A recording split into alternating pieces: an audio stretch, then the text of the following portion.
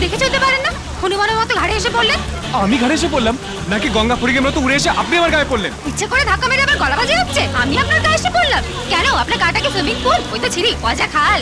আরে যান যান যান, আপনি একেবারে কি বাহারি? দেখে তো মনে হচ্ছে ওই সকাল 8টা বারকুল লোকালের প্যাসেঞ্জার।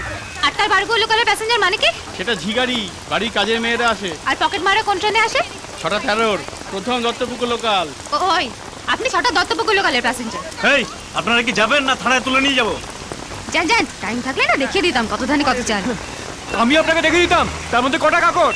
যান যান, আপনার মতো অনেক দাগা আছে। যান চল তুই ফট। বাবা, তোর সাহস আছে?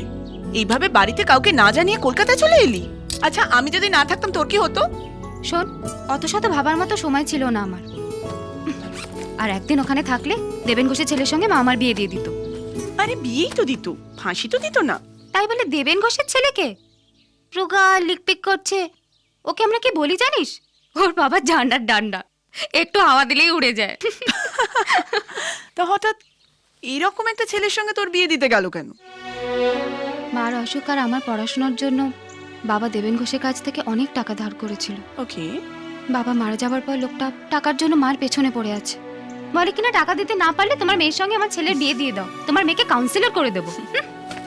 বুঝলাম, তার মানে আসল আর সুদ মিলিয়ে দাড়িপাল্লা তোর লাইফ। তা এখন কি করবি ভাবছিস? আগে একটা কাজ জোগাড় করতে হবে। দেবেন ঘোষের ধার শোধ করে ওর হাত থেকে মুক্তি চাই। চাকরি? ওটাই তো মুশকিল আর।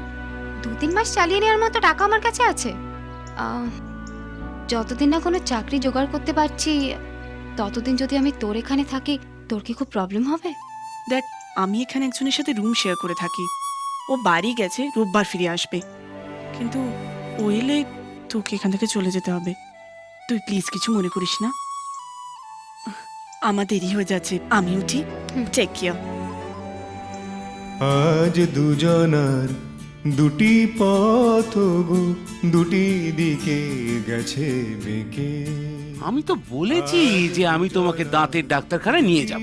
ওই দাঁতে তুমি কত সুন্দর রোমান্টিক হাসি হেসেছো, এখন তুলে ফেললে আমাদের প্রেমটাই তো ফলস হয়ে যাবে। এই, গানটা থামাও তো।